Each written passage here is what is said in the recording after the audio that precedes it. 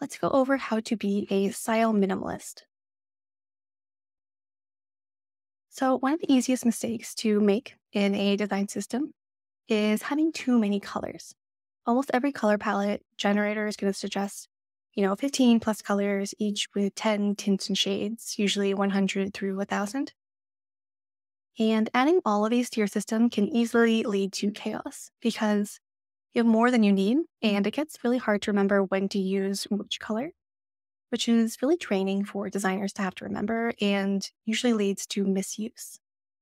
So instead, try saving the smallest number of color styles as possible, each one with a really clear purpose that's currently needed. Not needed one day, but needed right now for the product.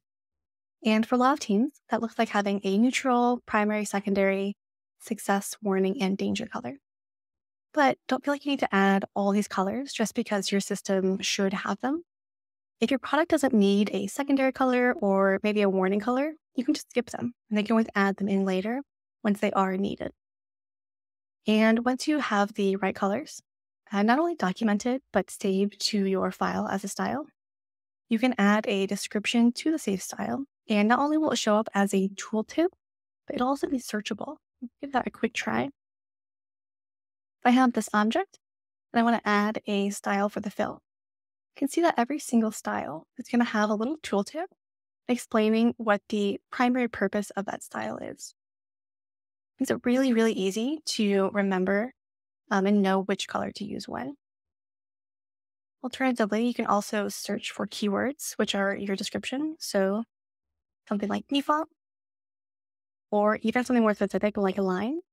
You add that note to your neutral color.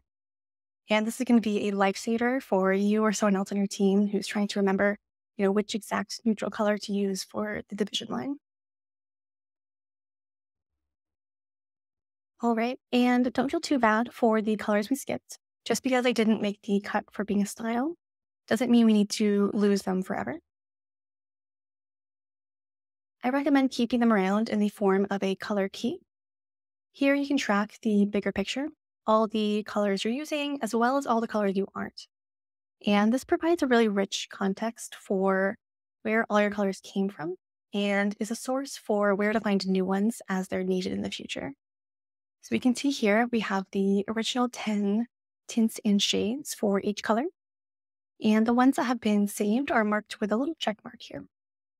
So being a color minimalist and only saving the colors that you absolutely need is definitely going to help your designers work faster and reduce inconsistencies in their products.